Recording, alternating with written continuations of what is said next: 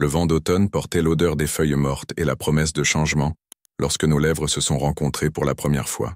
Là, dans le silence du jardin éclairé uniquement par la lune croissante, j'ai senti toute ma vie s'effondrer et se reconstruire en quelques secondes.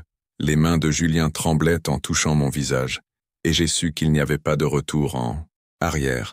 42 ans de certitude se sont dissous dans ce baiser qui avait le goût du vin de Bordeaux et du péché doux. « Pierre », murmura-t-il contre mes lèvres, et mon nom n'avait jamais sonné aussi interdit, aussi chargé de promesses impossibles. Mais permettez-moi de vous raconter comment nous en sommes arrivés là, comment un homme ordinaire comme moi a découvert que l'amour ne connaît ni règles ni convenances. Je m'appelle Pierre Dubois, j'ai 42 ans. Je suis comptable dans une petite entreprise à Lyon, et jusqu'à il y a quelques mois, j'étais absolument certain de qui j'étais et de ce que je voulais de la vie.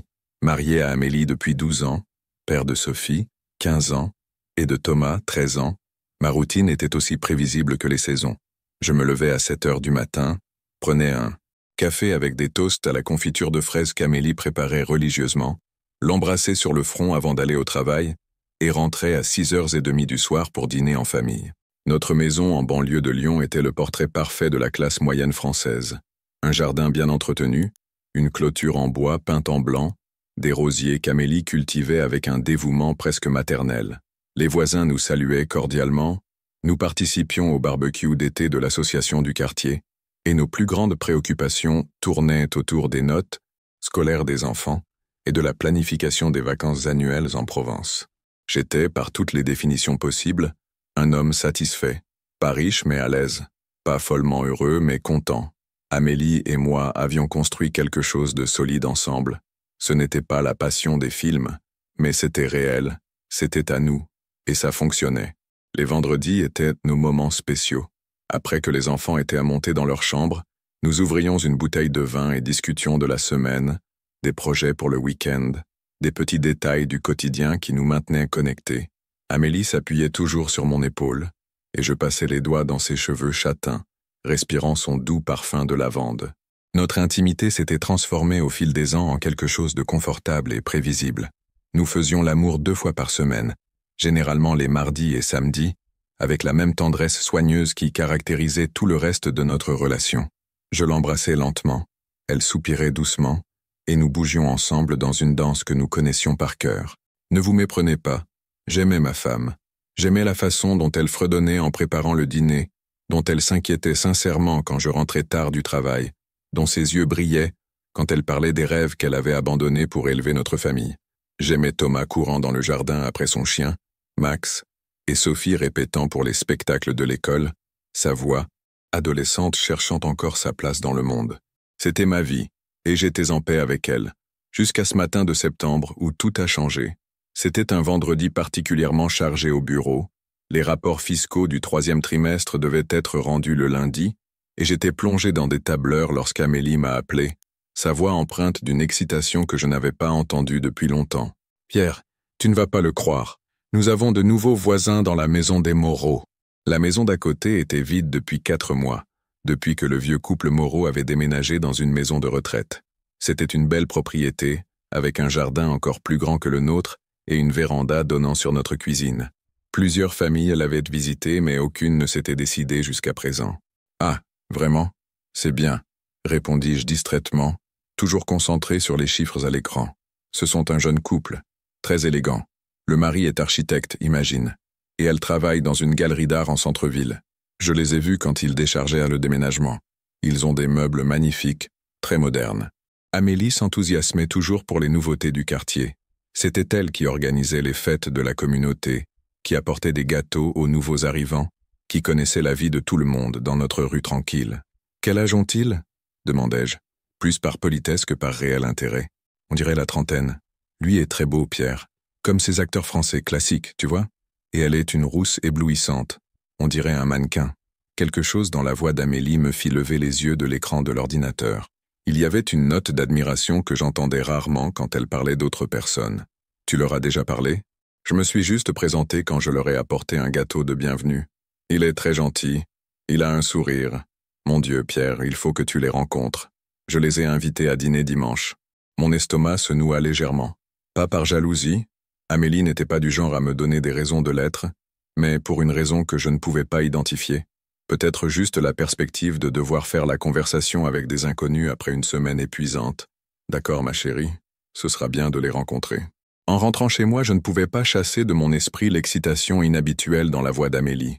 Elle avait toujours été une femme sociable, mais il y avait quelque chose de différent, une énergie que je n'avais pas perçue depuis des années. En conduisant dans les rues familières de notre quartier, je me surpris à être curieux de ces voisins qui avaient fait une telle impression. Quand je suis arrivé à la maison, les odeurs habituelles du dîner m'ont accueilli. Amélie préparait un coq au vin, l'un de mes plats préférés. Sophie était à la table de la cuisine en train de faire ses devoirs, et Thomas jouait dans le jardin avec Max. Tout était exactement comme d'habitude, sauf pour l'énergie différente d'Amélie.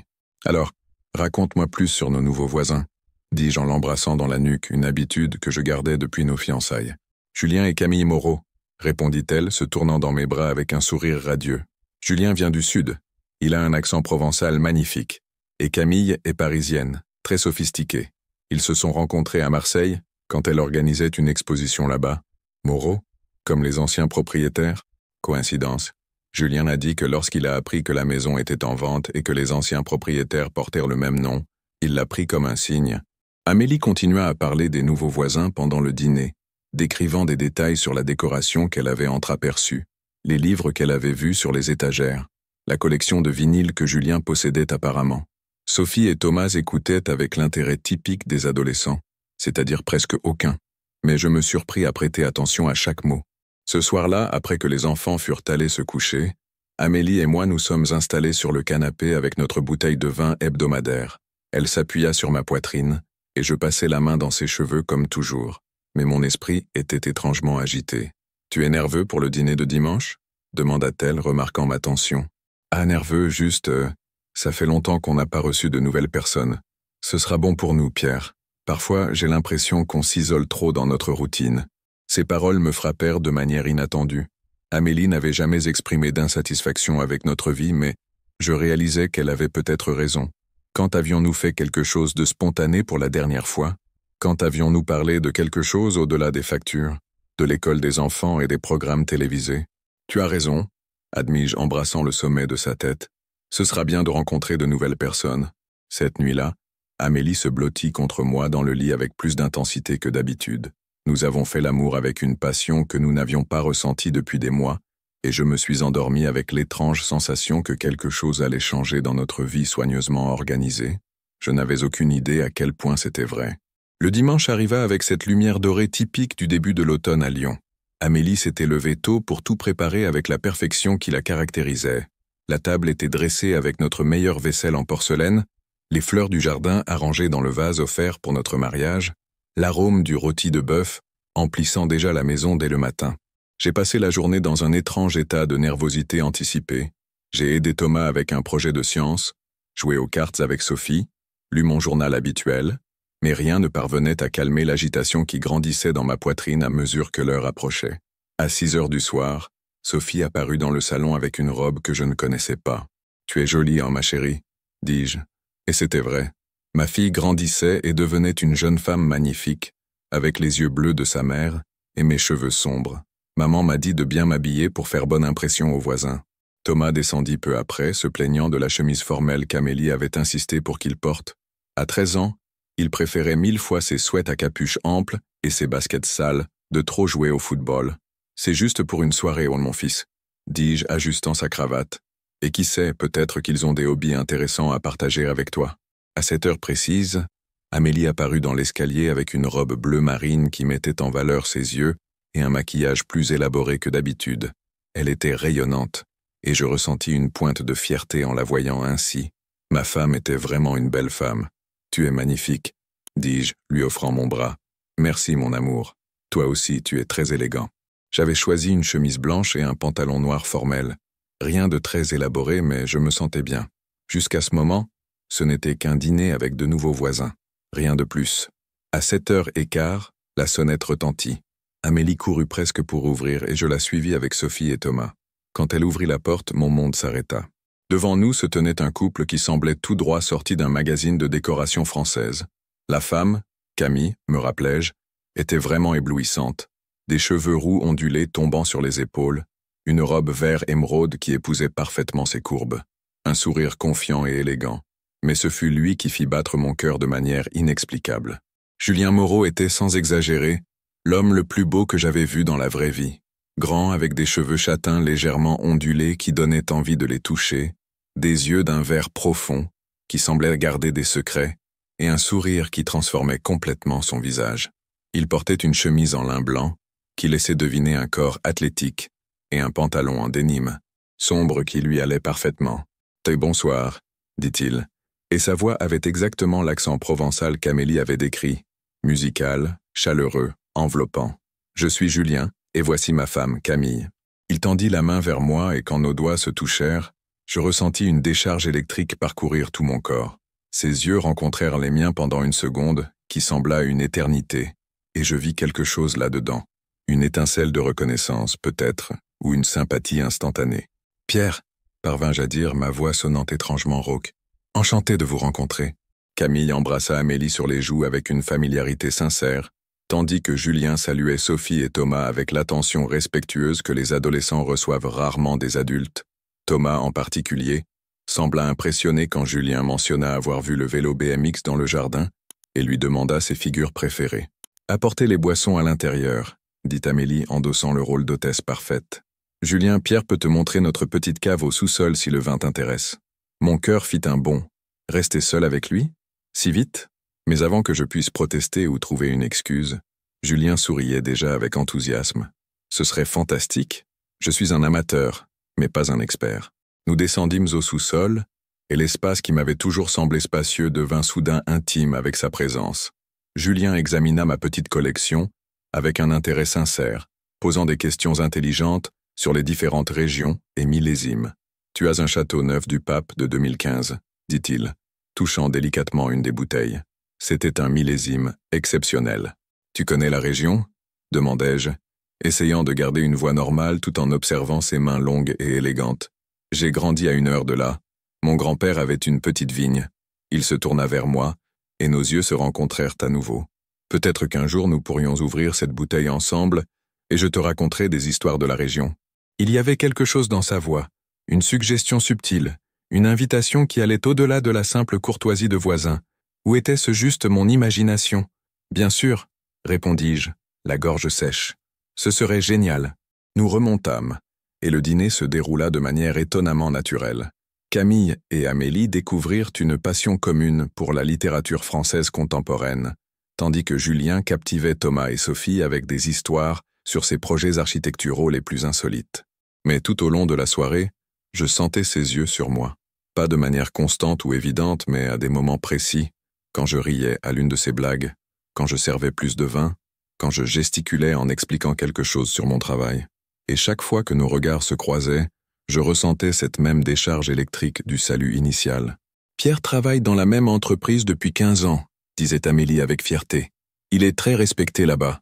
On parle toujours de sa précision et de son dévouement. »« Je l'imagine, » dit Julien, me regardant avec une expression que je ne pouvais pas déchiffrer. « On voit que c'est quelqu'un sur qui on peut compter complètement. » Ces mots avaient des couches de sens qui me laissèrent perturbé et étrangement flatté à la fois.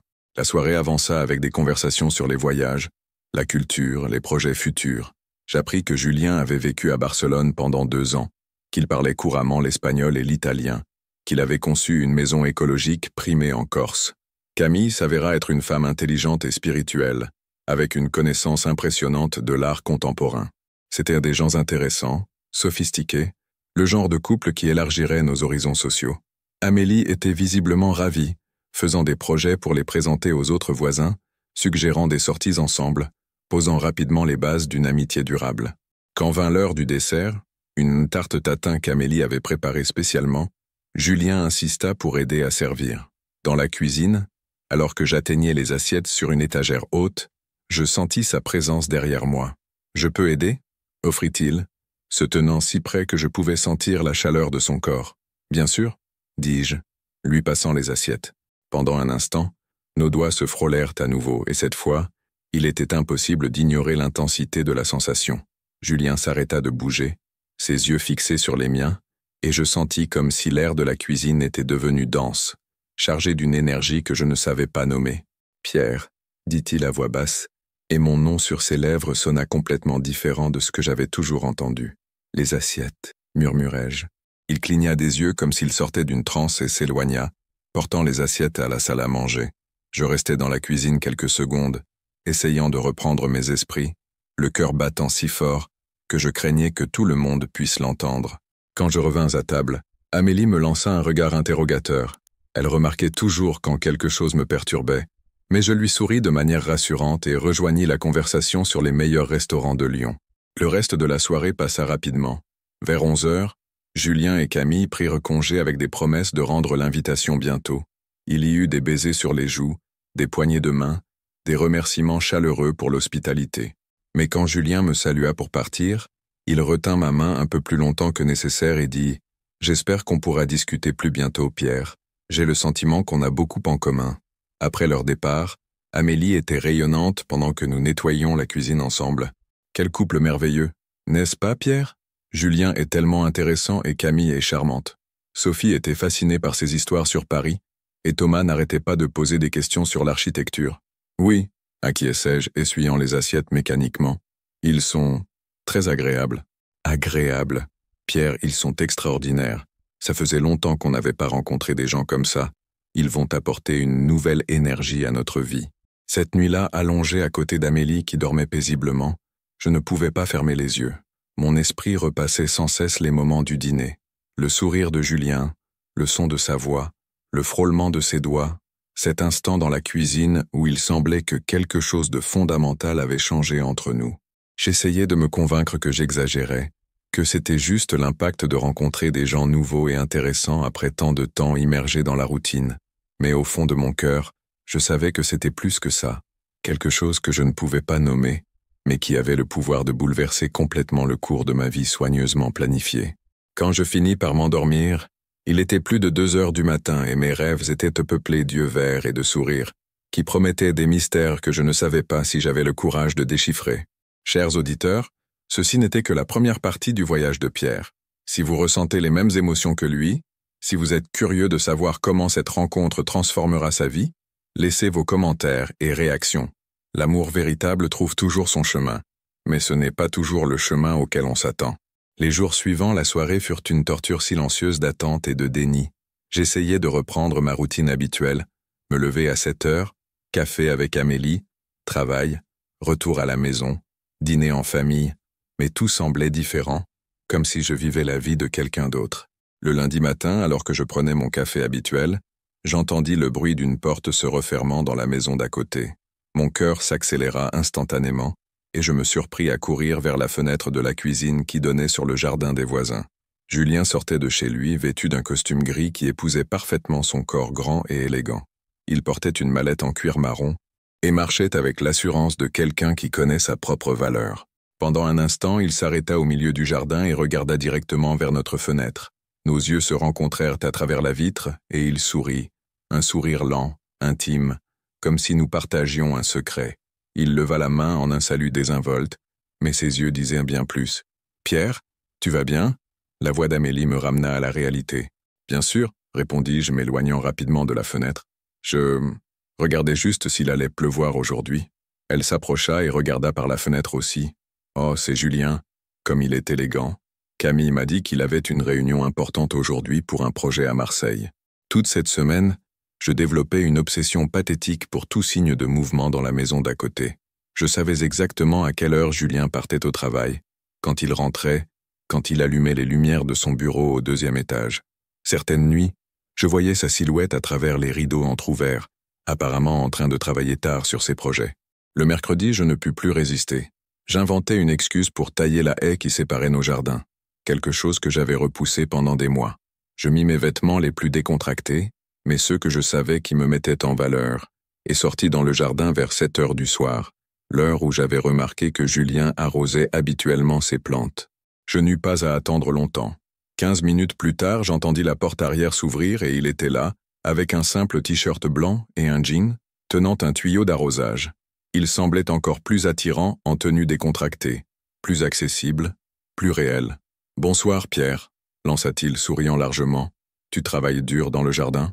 Oh, tu sais comment c'est, répondis-je, essayant de paraître naturel tout en taillant des arbustes qui n'en avaient clairement pas besoin. Amélie me rappelle toujours les tâches domestiques. Il rit, un son riche et authentique. Camille aussi. Apparemment, j'ai le don de tuer les plantes rien qu'en les regardant. Nous parlâmes par-dessus la petite clôture sur des sujets anodins. Le temps, les plantes, les défis de l'entretien d'un jardin. Mais il y avait un courant sous-jacent dans notre conversation, une intimité croissante qui n'avait rien à voir avec l'horticulture. Tu as mentionné que tu avais grandi près des vignes, dis-je, cherchant désespérément des raisons de prolonger notre discussion. Ça devait être une enfance intéressante. Ses yeux s'illuminèrent. Très différente de la vie en ville, des étés entiers à courir entre les vignes, à aider à la vendange, à apprendre sur le terroir et les millésimes avant même de savoir bien lire. Il fit une pause, me regardant avec cette intensité perturbante. Ça te dirait d'en entendre plus un jour? Peut-être en partageant cette bouteille dont tu parlais? Mon estomac se serra. Bien sûr, ce serait intéressant. Que dirais-tu de vendredi? Camille sera à Paris pour voir sa sœur. Et Amélie a mentionné que vous avez vos soirées vin le vendredi. Elle a mentionné ça? Demandai-je, surpris. Pendant le dîner, elle a dit que c'est une tradition chez vous. Julien s'approcha plus près de la clôture et je pouvais sentir son parfum, quelque chose de boisé et masculin qui me fit tourner la tête. J'ai pensé qu'on pourrait peut-être créer notre propre tradition de voisins. Tu pourrais venir dans mon bureau, c'est plus privé là-bas. Il y avait quelque chose dans la façon dont il dit « plus privé » qui fit frissonner ma peau. Je ne sais pas si... Pierre. Il prononça mon nom à voix basse, presque comme un murmure, et quand je levai les yeux, je vis une intensité qui ne laissait aucune place à prétendre que je ne comprenais pas ce qui se passait entre nous. J'aimerais vraiment passer du temps avec toi, en tête à tête. Mon cœur battait si fort que je craignais qu'il puisse l'entendre. Je savais que je devais dire non, inventer une excuse, préserver la sécurité de ma vie organisée. Mais les mots qui sortirent de ma bouche furent complètement différents. D'accord. Vendredi. Le sourire qui illumina son visage était comme l'aube. Le vendredi arriva enveloppé d'une brume d'anxiété et d'anticipation qui m'accompagna dès mon réveil. Amélie remarqua mon agitation pendant le petit déjeuner. « Tu es bizarre aujourd'hui », observa-t-elle, étudiant mon visage avec la perspicacité aiguë de celle qui me connaît depuis plus d'une décennie. « Quelque chose s'est passé au travail ?»« Juste un projet compliqué, » mentis-je, évitant son regard. Rien d'important. Au bureau, il était impossible de me concentrer. Les chiffres dansaient devant mes yeux sans aucun sens, et je me surpris à regarder l'horloge toutes les quelques minutes. Vers 3 heures de l'après-midi, j'abandonnais toute prétention de productivité et décidai de rentrer plus tôt. À la maison, je pris une douche plus longue que d'habitude, choisissant soigneusement mes vêtements. Une chemise bleu clair qu'Amélie disait toujours qu'elle mettait mes yeux en valeur, un jean sombre, un peu du parfum que je portais rarement. Quand je me regardais dans le miroir, je vis un homme de 42 ans qui semblait se préparer pour un rendez-vous. La réalisation me frappa comme un coup de poing dans l'estomac. C'était exactement ce que je faisais. À 6 heures du soir, Amélie se prépara à partir pour une soirée entre amis, quelque chose de prévu depuis des semaines, mais qui semblait maintenant une conspiration du destin. Sophie dormait chez une amie, et Thomas avait un entraînement de football suivi d'une pizza avec l'équipe. « Profite de ta soirée tranquille », dit Amélie, m'embrassant sur le front. « Tu as été tellement tendue ces derniers temps. Détends-toi un peu. » Si seulement elle savait comment je comptais me détendre. À 8 heures précises, je frappai à la porte arrière de la maison de Julien, la main tremblant légèrement. Il ouvrit presque immédiatement, comme s'il avait attendu de l'autre côté de la porte. « Pierre ?» dit-il. Et encore une fois, mon nom sur ses lèvres sonna comme de la musique. « Entre, je t'en prie. » Il me guida à travers une cuisine moderne et élégante, jusqu'à un escalier menant au 2e étage. Son bureau était exactement ce que j'imaginerais pour un architecte prospère.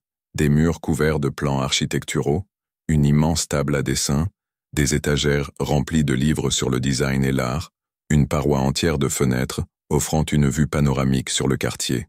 Impressionnant, dis-je sincèrement. Merci, c'est mon refuge. Il s'approcha d'un petit bar dans le coin de la pièce. Et si on commençait avec un Bordeaux? J'ai une bouteille que j'ai rapportée de ma dernière visite dans la région. J'acceptais le vin avec des mains que j'espérais ne pas trembler visiblement. Le liquide était d'un rubis profond, et l'arôme était riche et complexe. « Vos nouvelles amitiés » porta-t-il un toast, ses yeux fixés sur les miens. « Aux nouvelles amitiés » répétai-je, bien que nous savions tous les deux que nous trinquions à quelque chose de bien plus dangereux. Nous parlâmes d'abord d'architecture, et Julien me montra certains de ses projets les plus intéressants. Il y avait une passion dans sa voix quand il parlait de créer des espaces qui non seulement fonctionnaient, mais touchaient les émotions des personnes qui les habitaient. Je crois que les environnements qu'on crée façonnent qui nous sommes, expliqua-t-il, gesticulant avec animation. Une maison, ce n'est pas juste de la structure et de la décoration. C'est la scène où nous vivons nos vies les plus intimes. Je n'y avais jamais pensé comme ça, admis-je. Pour moi, une maison a toujours été principalement fonctionnelle. Ah mais tu te trompes. Il s'assit sur le canapé à côté de moi, plus près qu'avant. Ta maison reflète parfaitement qui tu es, Pierre. Organisée, accueillante, solide. C'est une maison sur laquelle on peut compter, où l'on peut construire une vie stable. Il y avait quelque chose dans son ton qui suggérait qu'il comprenait à la fois les avantages et les limites d'une vie stable. « Et ta maison ?» demandai-je. « Qu'est-ce qu'elle dit de toi ?» Il sourit, un sourire différent, plus intime. Que je cherche encore quelque chose, que j'aime la beauté et le confort, mais que peut-être je ne me suis pas encore complètement installé. Le vin faisait effet, me relaxant progressivement. Ou peut-être était-ce la présence de Julien, la façon dont il me regardait comme si j'étais la personne la plus fascinante au monde, l'attention totale qu'il me portait. « Raconte-moi ton enfance dans les vignes », demandai-je, voulant entendre plus sa voix, en apprendre davantage sur lui. Ses yeux s'illuminèrent, et il commença à décrire des étés dorés parmi les vignes, le grand-père qui lui apprenait la différence entre un bon raisin et un exceptionnel, les fêtes de vendange qui duraient jusqu'à l'aube, les premières leçons sur la manière dont le temps, la patience et le soin pouvaient transformer quelque chose de simple en quelque chose d'extraordinaire. C'était une vie plus simple, dit-il, remplissant nos verres, plus honnête d'une certaine manière. Les gens disaient exactement ce qu'ils pensaient et ressentaient. Et ça te manque ? Constamment, il me regarda directement, surtout quand je suis entouré de conventions sociales qui nous empêchent d'être complètement sincères. Il y avait une charge dans ces mots qui fit accélérer mon cœur. Nous nous rapprochions d'un territoire dangereux, et nous le savions tous les deux. « Pierre, » dit-il doucement, « puis-je te poser une question personnelle ?» J'acquiesçai, ne faisant pas confiance à ma voix. « Es-tu heureux, vraiment heureux ?» La question me prit au dépourvu. Bien sûr, j'ai une famille merveilleuse, un travail stable, une vie confortable. Ce n'est pas ce que j'ai demandé. Nous restâmes silencieux pendant un long moment. Le vin, l'atmosphère intime du bureau, ses yeux verts fixés sur les miens, tout conspirait pour me faire dire la vérité. Je ne sais pas, admis-je enfin. Je crois que ça fait longtemps que je ne me suis pas permis de me poser cette question. Il hocha la tête, comme s'il comprenait parfaitement. Parfois, nous construisons des vies si parfaitement organisées que nous oublions de nous demander si ce sont les vies que nous voulons vraiment. Et toi, es-tu heureux? Pas de la manière dont je devrais l'être. J'ai tout ce qu'un homme de mon âge devrait vouloir, mais... Il fit une pause, semblant choisir soigneusement ses mots. Il y a des aspects de moi-même que je n'ai jamais pu explorer pleinement, des désirs que je n'ai jamais pu admettre, même à moi-même. Mon cœur battait si fort que j'étais sûr qu'il pouvait l'entendre. L'air entre nous était devenu épais, chargé de possibilités non dites. « Pierre, » dit-il, sa voix presque un murmure, « depuis cette soirée chez toi, je ne peux pas arrêter de penser à toi. » Les mots sortirent de ma bouche avant que je puisse les arrêter. Moi aussi. Il se rapprocha sur le canapé, maintenant si près que je pouvais sentir la chaleur de son corps. « Il se passe quelque chose entre nous, n'est-ce pas ?»« Oui, » murmurai-je, la voix rauque. Quelque chose que ni l'un ni l'autre ne savons exactement comment nommer. « Oui. » Il leva la main lentement comme pour me donner le temps de m'éloigner et toucha doucement mon visage. Ses doigts étaient chauds contre ma peau, et je fermai les yeux involontairement au contact. « Pierre, regarde-moi. » J'ouvris les yeux et me perdis dans le vert profond des siens. J'y vis du désir, de la tendresse, de la peur, de l'espoir. Tout un univers d'émotions qui reflétait exactement ce que je ressentais. Jamais, tentai-je de former des mots. « Je sais, » dit-il gentiment. « Moi non plus. Pas comme ça. » Lentement, très lentement, il se pencha vers moi. J'avais mille occasions de m'éloigner, d'arrêter cela avant que tout ne change irrévocablement. Au lieu de cela, je fermai les yeux et rencontrai ses lèvres à mi-chemin. Le premier baiser fut doux, hésitant, presque chaste. Mais lorsque nos lèvres se touchèrent, ce fut comme si une digue se rompait. Toute la tension accumulée des dernières semaines explosa dans une passion dont je ne savais même pas qu'elle existait en moi. Ses lèvres étaient douces et chaudes, et il avait le goût du vin et de quelque chose de profondément masculin qui me fit gémir doucement. Ses mains trouvèrent mes cheveux, et les miennes s'agrippèrent au devant de sa chemise, comme s'il était la seule chose solide dans un monde qui avait soudain perdu toute logique. Quand nous nous séparâmes enfin, nous respirions tous les deux difficilement. Il appuya son front contre le mien, et nous restâmes ainsi un moment, assimilant l'ampleur de ce qui venait de se passer. « Mon Dieu » murmura-t-il. « Julien » dis-je son nom comme une prière. « Ça change tout, n'est-ce pas » demanda-t-il, sa voix vulnérable. « Tout » confirmai-je. Nous restâmes enlacés sur le canapé jusqu'à tard dans la nuit, nous embrassant avec la faim d'hommes qui avaient nié une partie fondamentale d'eux-mêmes pendant des décennies. Quand je me forçais finalement à partir, vers minuit, nous savions tous les deux que quelque chose avait commencé, que ni l'un ni l'autre ne savions comment terminer. Les jours suivants furent une montagne russe émotionnelle impossible à décrire. J'alternais entre l'euphorie la plus intense que j'avais jamais ressentie et une culpabilité dévastatrice qui menaçait de me consumer. Chaque fois qu'Amélie me souriait avec une confiance absolue, chaque fois que Thomas me montrait fièrement ses notes d'école, chaque fois que Sophie m'enlaçait sans réfléchir, je me sentais comme le pire des traîtres. Mais alors je recevais un message de Julien, toujours quelque chose d'apparemment innocent à propos du quartier, et mon cœur s'envolait à nouveau. Les Dubois sont libres pour un café cet après-midi. Camille a ramené des pâtisseries de Paris, ainsi disait le message. Mais je comprenais l'invitation réelle derrière les mots. Amélie est au travail, les enfants à l'école. Je peux passer rapidement. Ma réponse portait aussi des couches de sens. Nous commençâmes à nous rencontrer régulièrement, toujours avec des excuses plausibles. Je lui prêtais des outils, il demandait des conseils sur les plantes du jardin, nous discutions de l'organisation d'une fête de quartier qui n'aurait jamais lieu. Mais chaque rencontre devenait plus intime, plus dangereuse. Un après-midi de mardi, pendant qu'Amélie était au supermarché, je suis allé chez lui sous prétexte de rendre un livre sur les vins qu'il m'avait prêté. Camille était au travail.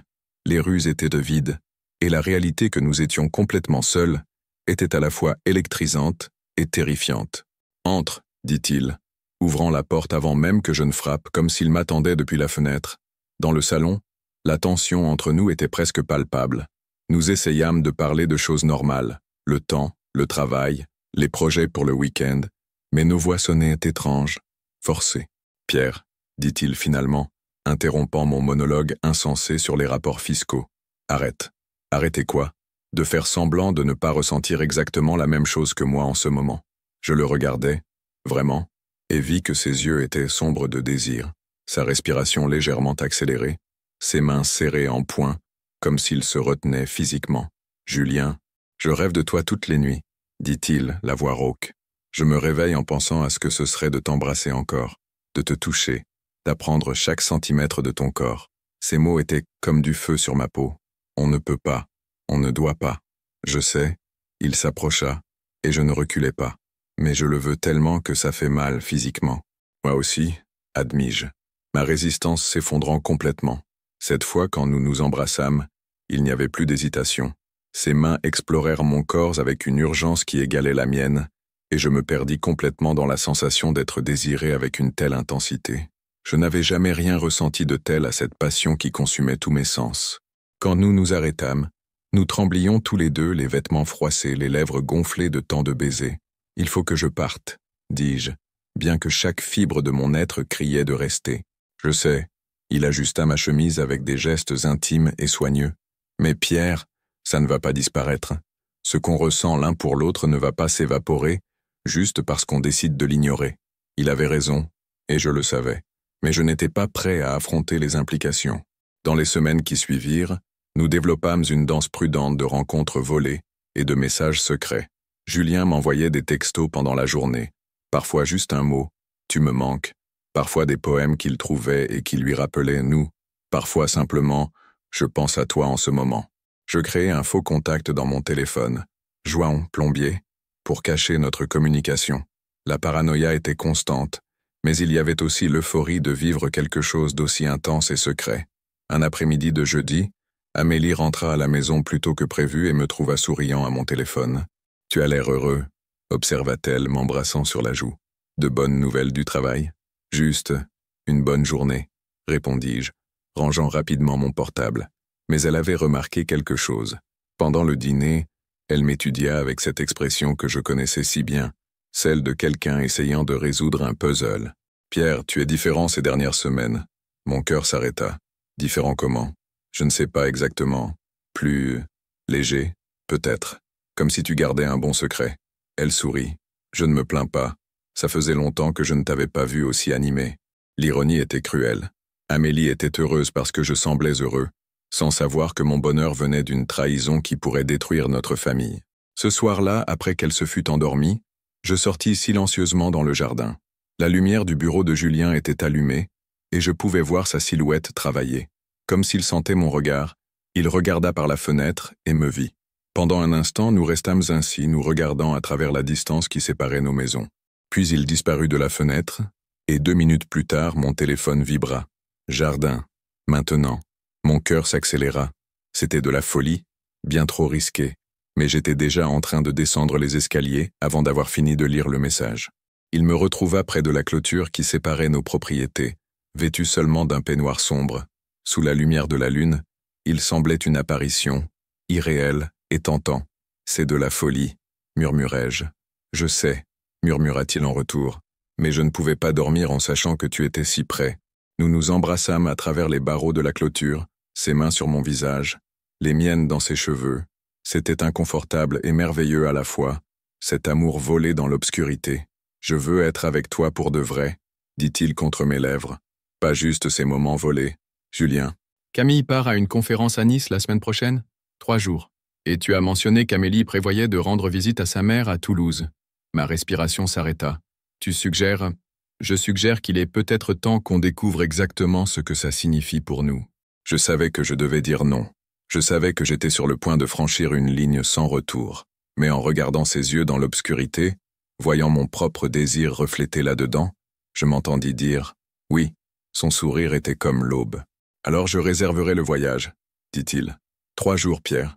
3 jours pour découvrir qui nous sommes vraiment quand nous cessons de nous cacher. Je rentrai chez moi avec des jambes tremblantes et le cœur battant, comme si j'avais couru un marathon. Je me couchai à côté d'Amélie, qui dormait paisiblement, sans savoir que son mari venait de franchir le Rubicon. Dans 1 semaine, tout changerait, et pour la première fois dans ma vie soigneusement planifiée, je n'avais aucune idée de où ce changement me mènerait. Cher auditeur, Pierre est sur le point de découvrir des vérités sur lui-même qui changeront à jamais le cours de sa vie. Que se passe-t-il quand nous cessons enfin de nous cacher de nos désirs les plus profonds? Laissez vos commentaires sur ce voyage d'autodécouverte. Pensez-vous que l'amour véritable justifie tous les sacrifices? La semaine précédant notre voyage passa comme un rêve fiévreux. Amélie était enthousiaste à l'idée de rendre visite à sa mère à Toulouse, quelque chose qu'elle avait repoussé pendant des mois à cause des engagements familiaux.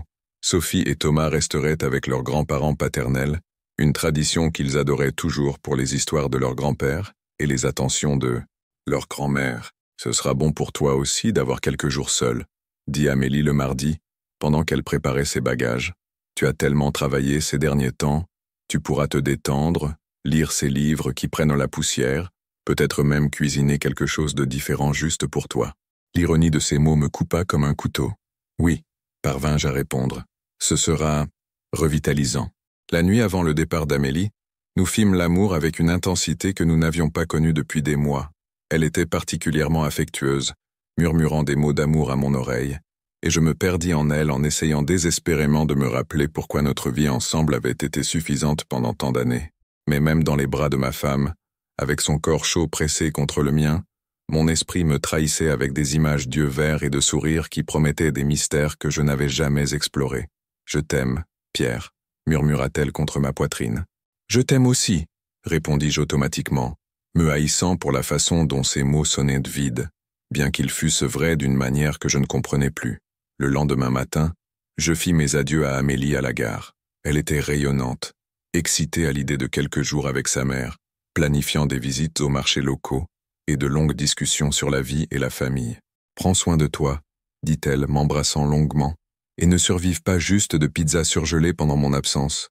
Je promets de cuisiner au moins un repas décent, » répondis-je, forçant un sourire. Quand le train partit, l'emportant, je ressentis à la fois du soulagement et une culpabilité si profonde qu'elle me plia presque en deux. Je rentrai chez moi dans un état d'anticipation nerveuse qui frôlait la panique. À 2 heures de l'après-midi, mon téléphone vibra. Elle est partie. Et la tienne? Aussi. Alors nous sommes libres. Le mot « libre » résonna dans mon esprit le reste de la journée.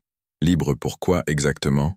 Pour explorer des sentiments qui pourraient détruire 2 familles, pour découvrir des aspects de moi-même que j'avais niés pendant 4 décennies, pour vivre 3 jours d'une authenticité qui pourrait rendre le reste de ma vie insupportablement mensongère.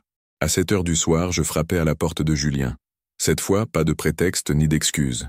Nous étions tous les deux soigneusement habillés. Moi avec une chemise qui, je le savais, me mettait en valeur, lui avec un t-shirt qui épousait parfaitement son torse athlétique.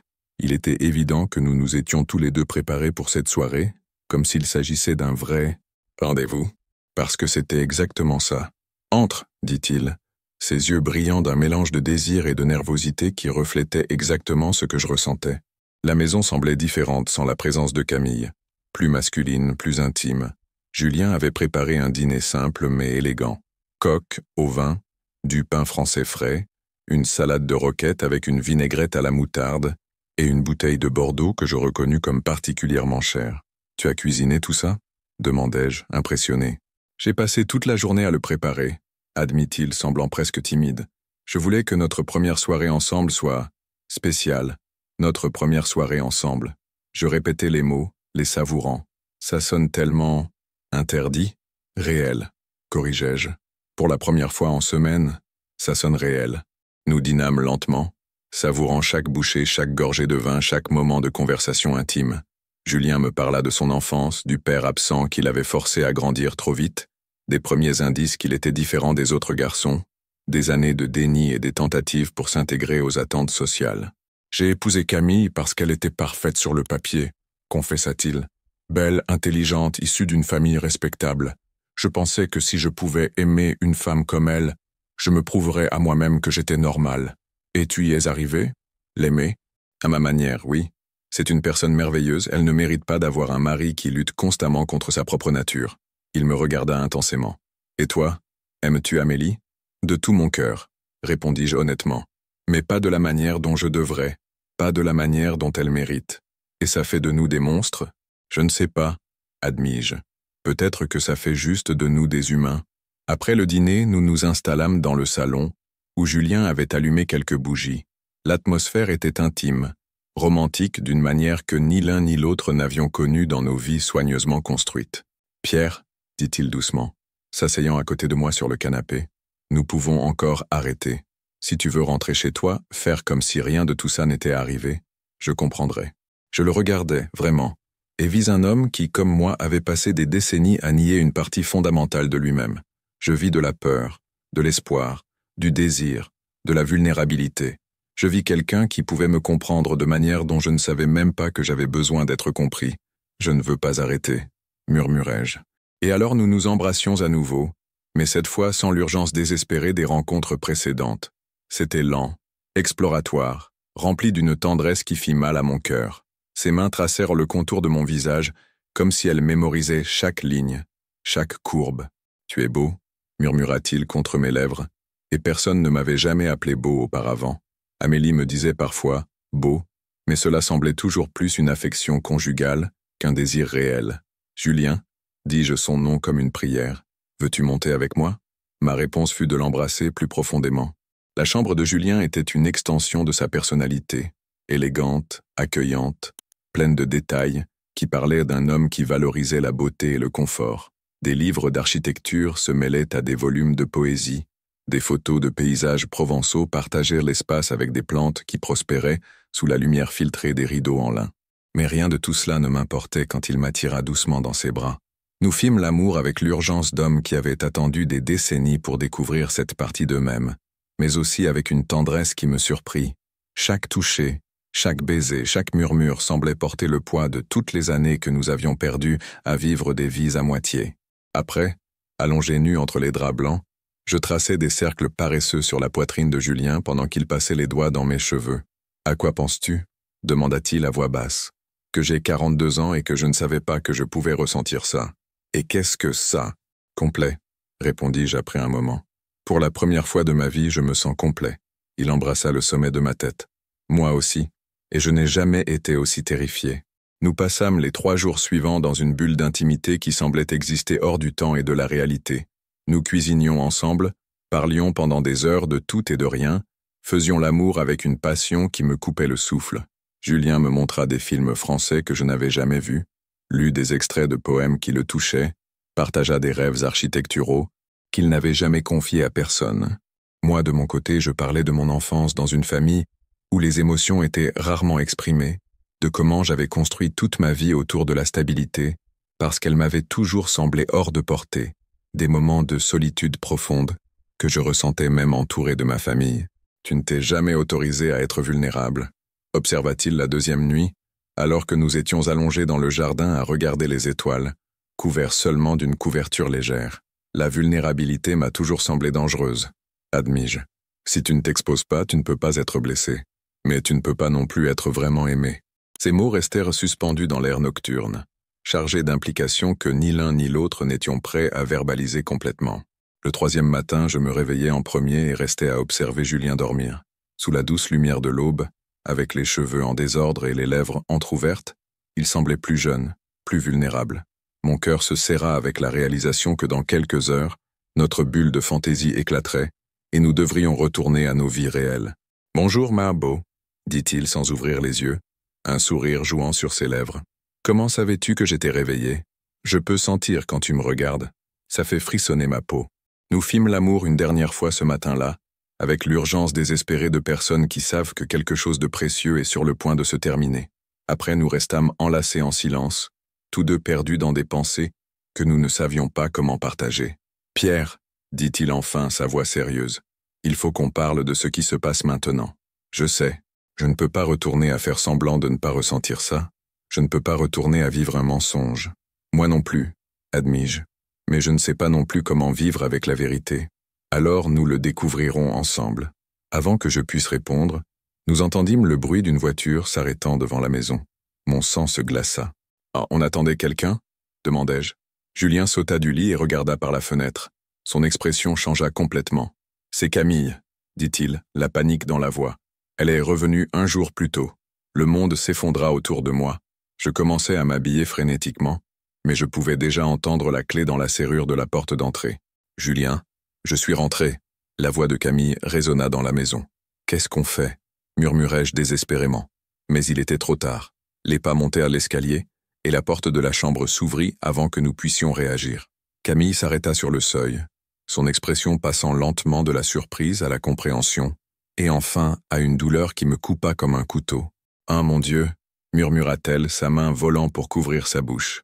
Ce qui suivit furent les 15 minutes les plus longues et douloureuses de ma vie.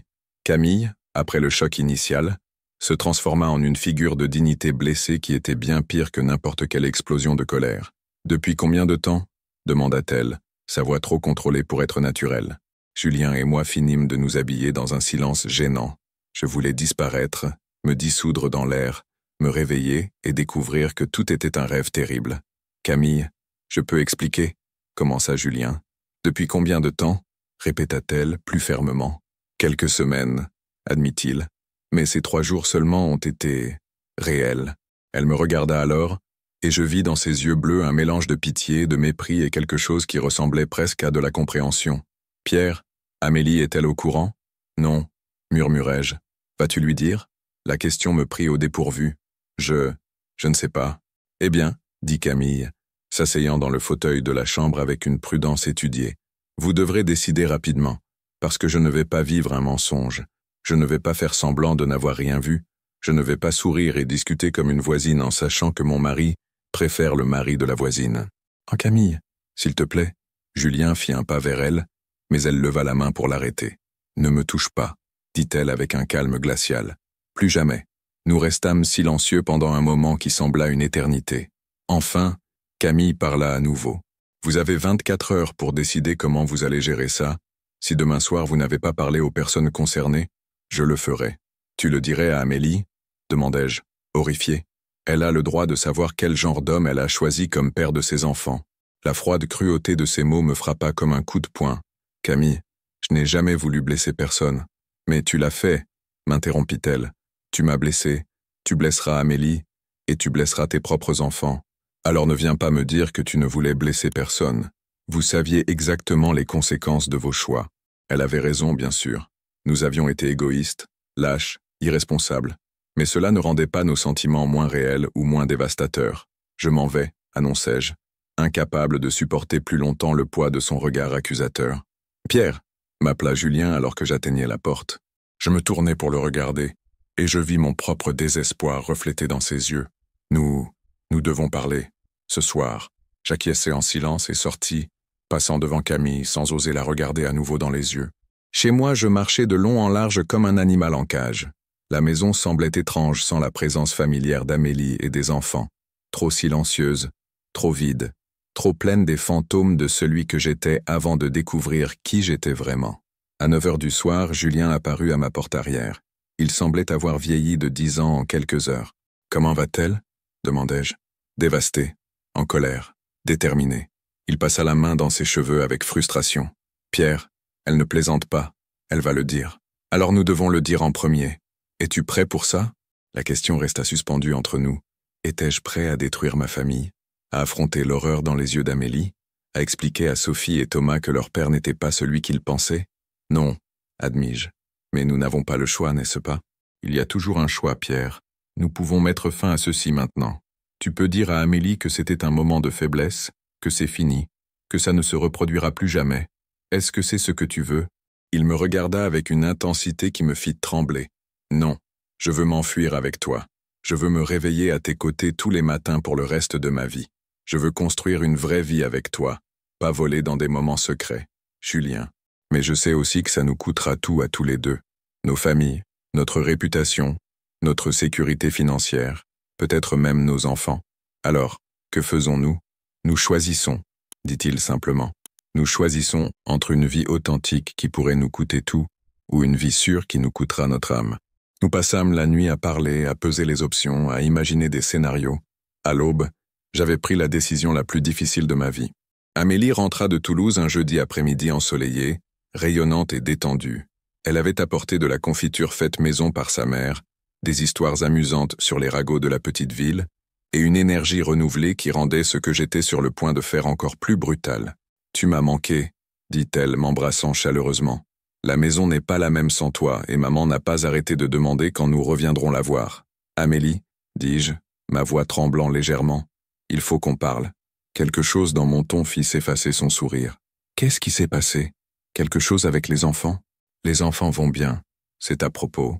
De moi, de nous. » Elle s'assit lentement à la table de la cuisine, ses mains se serrant en poings inconscients. « Tu me fais peur, Pierre. » Je m'assis en face d'elle, cherchant la force pour les mots qui détruiraient notre vie soigneusement construite. « Amélie, tu me connais depuis plus de 15 ans. Tu sais que je ne te mentirai jamais sur quelque chose d'important. »« Oui, » dit-elle avec prudence. « Alors tu dois me croire quand je dis que je n'avais jamais prévu que ça arrive. Je n'ai jamais voulu te blesser, toi ou notre famille. Pierre, tu me terrifies. S'il te plaît, dis-le simplement. » Je pris une profonde inspiration.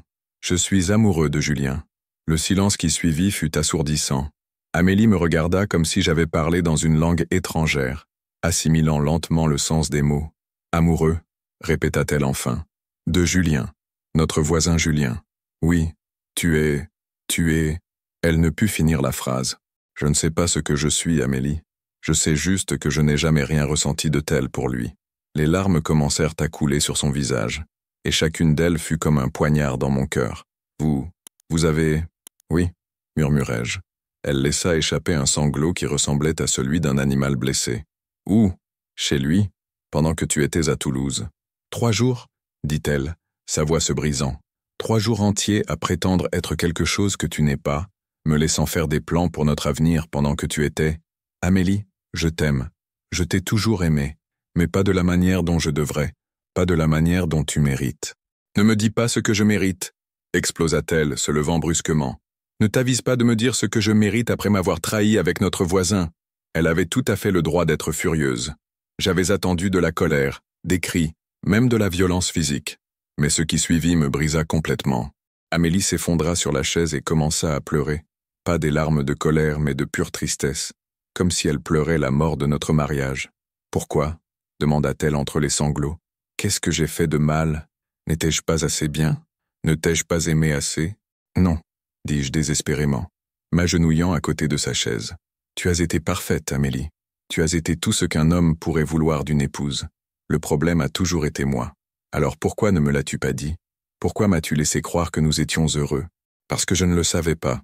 Jusqu'à ce que je rencontre Julien, je ne savais pas qu'il me manquait une partie de moi. Elle me regarda avec des yeux gonflés par les larmes. Et maintenant, que devient notre famille? Sophie et Thomas? C'était la question que je redoutais le plus. Je ne sais pas. Ça dépend. De toi. De moi? Si tu peux me pardonner. Si nous pouvons trouver un moyen de... De quoi, Pierre? De faire comme si rien ne s'était passé? De rester marié pendant que tu rêves d'un autre homme? Ces mots étaient crus, mais justes. L'aimes-tu? Demanda-t-elle. Oui, plus que moi. La question me déchira, car la réponse était oui, mais pas de la manière dont elle le pensait. Je t'aime d'une certaine manière, et lui d'une autre. Ce sont des amours complètement différents. Mais si tu devais choisir, qui choisirais-tu? Je fermai les yeux, sachant que ma réponse mettrait fin à tout espoir de réconciliation. Lui. Le son qui sortit de la gorge d'Amélie fut celui d'une pure agonie.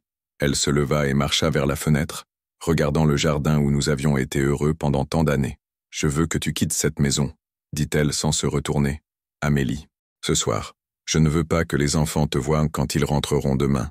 Pas avant que je trouve comment expliquer que leur père, que tu, elle ne put finir. Et notre mariage? » Elle se tourna pour me faire face, et je vis dans ses yeux une force que je n'avais jamais remarquée auparavant. Nous n'avons plus de mariage, Pierre.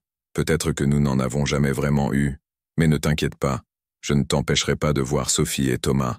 Ils ont besoin de leur père, même si ce père est maintenant un étranger pour moi. Je fis mes valises ce soir-là, ne prenant que l'essentiel. Je laissai une lettre pour Sophie et Thomas, essayant d'expliquer l'inexplicable d'une manière qui ne les détruirait pas complètement. Je laissai aussi une lettre pour Amélie, demandant pardon pour des choses que je savais impardonnables. Julien me trouva à la porte avec ses propres bagages à la main. « Camille ?» demandai-je. Elle m'a mis dehors aussi. Mais je crois qu'on s'y attendait. « Où allons-nous ?»« Loin, » dit-il, prenant ma main. « Quelque part où nous pourrons découvrir qui nous sommes quand nous cessons de prétendre être d'autres personnes. » Je regardai une dernière fois la maison où j'avais été mari et père pendant plus d'une décennie. Les fenêtres étaient de sombres, mais je savais qu'Amélie était réveillée, probablement en train de pleurer, affrontant la destruction de sa vie à cause de mes choix. « Es-tu sûr ?» demanda Julien à voix basse. « Non, admis-je, mais je le découvrirai avec toi, 1 an plus tard. » Le matin était clair et doré, typique de la Provence au début de l'été. Depuis la terrasse de notre petite maison en périphérie d'Avignon, je pouvais voir les vignes s'étendant jusqu'à l'horizon, ponctuées des cyprès caractéristiques de la région. Julien avait bien choisi. Cet endroit avait une paix qui guérissait lentement les blessures causées par nos choix. « Pierre, ils sont là !» cria Julien depuis la cuisine. Je descendis pour trouver Sophie et Thomas à la porte d'entrée, plus grands et plus matures que la dernière fois que je les avais vus, 3 mois auparavant. Sophie, maintenant 16 ans, m'enlaça fort, tandis que Thomas, 14 ans, se montra plus réservé mais me salua avec l'affection sincère qui avait toujours existé entre nous. « Papa, dit Sophie, la maison est magnifique. Et le jardin? Julien sait vraiment s'occuper des plantes. Il l'a appris de son grand-père, répondis-je, fier de l'approbation dans sa voix. La première année avait été brutale. Le divorce, les regards de jugement des anciens amis et voisins, la lutte pour garder mon travail lorsque les rumeurs se répandirent. Camille s'était assurée que tout le quartier sache exactement pourquoi 2 mariages apparemment stables avaient implosé simultanément. Mais les enfants, étonnamment, s'étaient adaptés mieux que nous l'espérions. Sophie, en particulier, montra une maturité émotionnelle qui me rendit à la fois fier et triste. Aucune fille ne devrait avoir à grandir si vite. « Es-tu heureux, papa ?» avait-elle demandé lors d'une de nos premières visites après le déménagement. « Vraiment heureux ?»« Oui, » répondis-je honnêtement. « Pour la première fois de ma vie d'adulte, je suis vraiment heureux. »« Alors ça va, » dit-elle simplement. « Maman commence aussi à l'être. Elle a même commencé à sortir avec quelqu'un. » La nouvelle m'avait frappé de manière inattendue. Ce n'était pas vraiment de la jalousie, mais un mélange complexe de soulagement, de tristesse et peut-être de nostalgie pour une vie plus simple. « Comment te sens-tu à ce sujet ?» demandai-je prudemment. « Ça l'a fait sourire », répondit Sophie. Ça faisait longtemps que je n'avais pas vu maman sourire vraiment.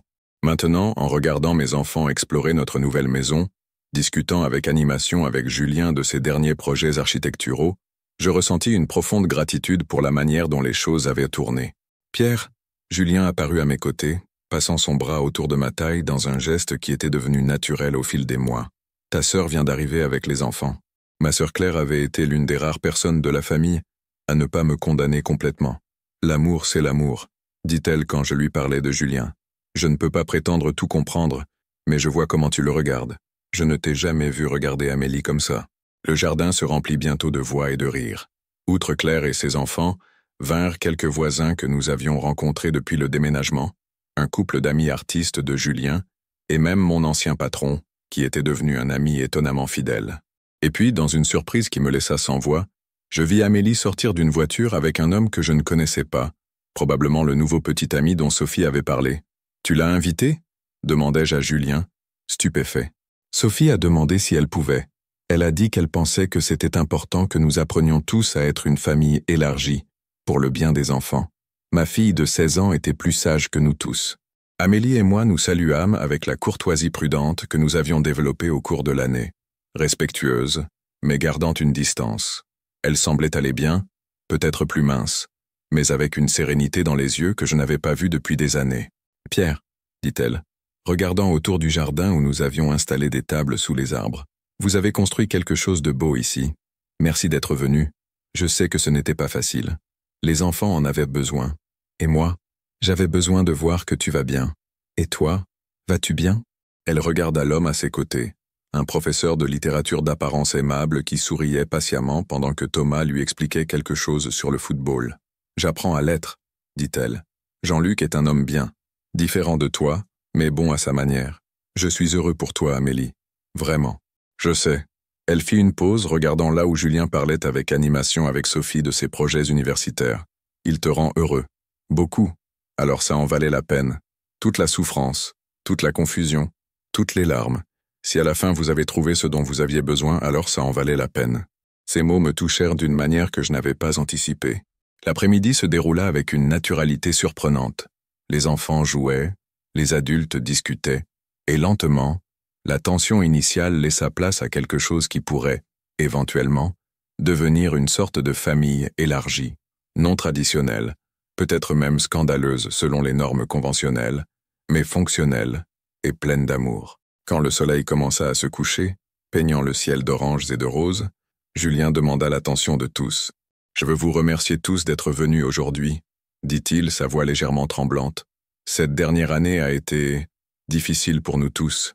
Des changements douloureux, des choix qui ont blessé des personnes que nous aimons, la nécessité de redéfinir ce que signifie la famille. » Il me regarda, et je vis dans ses yeux cette même vulnérabilité qui m'avait captivé dès notre première vraie rencontre. Mais nous avons aussi découvert que l'amour véritable et authentique, vaut tous les sacrifices. Et c'est pourquoi je veux célébrer aujourd'hui, non seulement notre nouvelle maison, mais aussi les nouvelles relations que nous construisons, les nouvelles vérités que nous apprenons à accepter. Julien leva son verre et je vis des larmes briller dans ses yeux, bien qu'il les retint avec cette dignité naturelle qui m'avait toujours fasciné. À l'amour, sous toutes ses formes, à la famille, qu'elle soit de sang ou choisie, et à vous tous, qui avez choisi d'être ici avec nous aujourd'hui. Un murmure d'approbation parcourut l'assemblée, et nous trinquâmes tous ensemble, les verres scintillant sous la lumière douce du crépuscule. Sophie me serra dans ses bras, Thomas me donna une tape amicale sur l'épaule, et même Amélie me lança un sourire prudent mais sincère. Jean-Luc, son compagnon, hocha la tête dans ma direction avec une expression qui semblait dire « Nous sommes dans le même bateau, essayons de faire en sorte que ça fonctionne. » La soirée s'étira jusqu'à ce que les étoiles commencent à apparaître dans le ciel provençal. Les enfants jouaient encore dans le jardin, courant après des lucioles, tandis que les adultes se rassemblaient en petits groupes, discutant de tout, des projets architecturaux de Julien aux souvenirs d'enfance de ma sœur Claire. Amélie et Jean-Luc partirent parmi les premiers, avec la promesse de se revoir bientôt pour organiser une sortie avec les enfants. Quand tout le monde fut parti, Julien et moi restâmes seuls sur la terrasse, les chaises encore éparpillées, des verres à moitié vides sur la table, et une odeur de jasmin flottant dans l'air. Nous nous assîmes côte à côte, nos mains entrelacées, regardant les vignes qui s'étendaient au loin. « Ça s'est bien passé, n'est-ce pas ?» demanda Julien, sa voix douce mais teintée d'une légère anxiété. « Mieux que je n'osais l'espérer, » répondis-je. Sophie et Thomas, ils semblent aller bien, et Amélie, elle commence à reconstruire sa vie. Julien hocha la tête, ses doigts serrant les miens un peu plus fort. « Et toi, Pierre, vas-tu bien ?» Je pris un moment pour réfléchir à sa question. Étais-je vraiment bien? Après une année de bouleversements, de pertes, de révélations sur moi-même que je n'avais jamais anticipées, après avoir vu la douleur dans les yeux de ma femme, entendu la confusion dans la voix de mes enfants, Affronter les jugements silencieux de ceux qui ne comprenaient pas. Oui, dis-je finalement. Je suis bien. Pas parfaitement, pas sans cicatrice, mais pour la première fois, je me sens à ma place. Il se tourna vers moi, son regard intense et vulnérable à la fois. Moi aussi, et je ne l'échangerai pour rien au monde. Nous nous embrassâmes sous la lumière des étoiles. Un baiser lent et profond qui portait le poids de tout ce que nous avions traversé et la promesse de tout ce qui nous attendait encore. Ce n'était pas un conte de fées. Notre histoire était trop compliquée, trop imparfaite pour cela. Mais c'était notre histoire, et pour la première fois, j'avais l'impression de la vivre pleinement. 6 mois plus tard, l'hiver en Provence était doux cette année-là, avec des journées ensoleillées qui donnaient envie de longues promenades parmi les vignes. Julien et moi avions trouvé un rythme dans notre nouvelle vie. Il travaillait sur un grand projet de rénovation d'une vieille ferme à quelques kilomètres de chez nous, et je m'étais surpris à apprécier mon nouveau rôle de consultant comptable à distance, ce qui me laissait plus de temps pour explorer des passions que j'avais longtemps négligées, comme la photographie et la cuisine. Sophie et Thomas venaient de nous rendre visite un week-end sur 2, et chaque visite semblait renforcer notre lien. Ils avaient accepté Julien comme une partie intégrante de ma vie, et Thomas, en particulier, passait des heures à discuter avec lui de design et de structure, fasciné par les croquis qu'il voyait dans le bureau de Julien. Amélie et Jean-Luc, de leur côté, avançaient dans leur relation. Lors d'une de nos rencontres pour organiser les vacances scolaires des enfants, Amélie m'avait confié qu'ils envisageaient de se fiancer. Ce n'est pas pour remplacer ce que nous avions, avait-elle dit, mais pour construire quelque chose de nouveau. Je l'avais félicitée sincèrement, et pour la première fois nous avions parlé sans la tension qui avait marqué nos conversations pendant des mois. Elle m'avait même demandé des nouvelles de Julien, et quand je lui avais raconté son dernier projet, elle avait ri doucement. « Il te rend heureux, Pierre, ça se voit dans tes yeux. » Camille, quant à elle, avait déménagé à Paris peu après notre séparation. Julien recevait parfois de ses nouvelles par des amis communs, et il semblait qu'elle prospérait dans son travail à la galerie d'art. Elle avait coupé tout contact avec nous, ce que nous respections.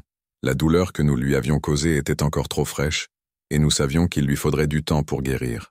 Un après-midi de février, alors que Julien et moi travaillions ensemble dans le jardin, plantant des rosiers qu'il avait insisté pour acheter en l'honneur d'Amélie, un geste pour reconnaître ce qu'elle a été pour toi, avait-il dit. Il s'arrêta soudainement et me regarda avec une expression sérieuse. « Pierre, il y a quelque chose dont je veux te parler. » Mon cœur se serra légèrement, craignant une mauvaise nouvelle. « Qu'est-ce que c'est ?» Il sortit une petite boîte de sa poche, et avant même qu'il ne l'ouvre, je compris ce qui allait suivre. À l'intérieur se trouvait une bague simple, en argent, gravée d'un motif de vigne. « Ce n'est pas une demande en mariage, » dit-il rapidement, voyant mon expression paniquée. « Pas encore, du moins. Mais c'est une promesse. Une promesse que je veux construire une vie avec toi, quoi qu'il arrive, que je t'aime, et que je veux que nous soyons ensemble, officiellement, quand tu seras prêt. » Les larmes me montèrent aux yeux. Non pas de tristesse, mais d'une joie si profonde qu'elle semblait presque irréelle. « Julien, tu n'as pas à répondre maintenant, » ajouta-t-il, posant la boîte dans ma main. « Garde-la, réfléchis-y. Quand tu seras prêt, tu me le diras. » Je refermai mes doigts autour de la boîte, sentant son poids léger mais significatif. « Je n'ai pas besoin d'y réfléchir, » dis-je doucement. « Je sais déjà ce que je veux. » Son sourire était plus lumineux que le soleil d'hiver. « Alors, mets-la. » Je glissai la bague à mon doigt, et elle semblait faite pour moi, comme si elle avait toujours été destinée à être là.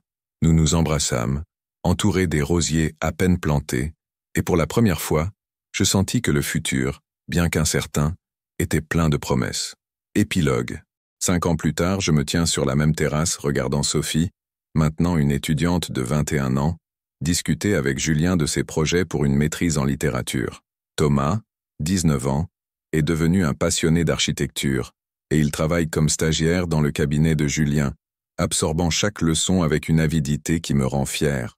Amélie et Jean-Luc se sont mariés il y a 3 ans, et ils ont accueilli un petit garçon, Lucas, qui appelle Julien et moi, tonton Pierre, et tonton Julien, avec une affection innocente.